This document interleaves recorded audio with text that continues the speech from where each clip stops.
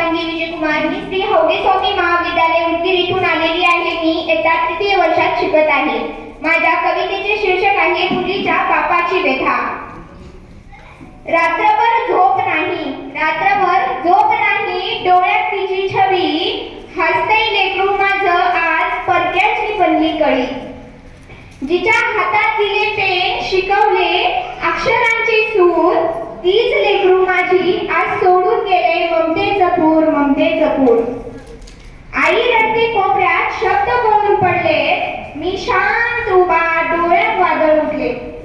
लोक हसतात मागे, पोट दाखवतात आमच्याकडे, लोक हसतात मागे, पोट दाखवतात आमच्याकडे, बाप असूनही काहीच नाही कळत, विचारतात सगळीकडे. हातातले शेत थांबतं, हळहळते जमीन, तिच्या पावलांनी भरलेलं, तिच्या पावलांनीच कधी फुललेलं घर आज सुनसान आहे दिन.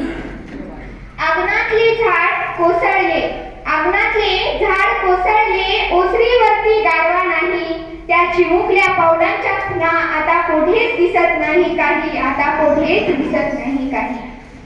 संदेशही येत नाही, फोनही नाही, बातमीच नाही, ती सुखात असेल का दुःखात कल्पनाच नाही. रोज उमरट्यावर पाहतो, सावली तरी दिसते का, रोज उमरट्यावर पाहतो, सावली तरी दिसते का, बाबा म्हणत परत येशील का, असा प्रश्न हृदयाला भासतो का, असा प्रश्न हृदयाला भासतो का.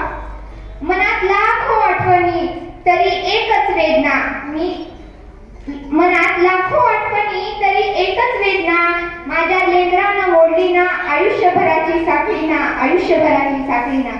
मी नाही रागावलेला ना दोष आहे कोणावर, मी नाही रागावलेला ना द्वेष आहे कोणावर,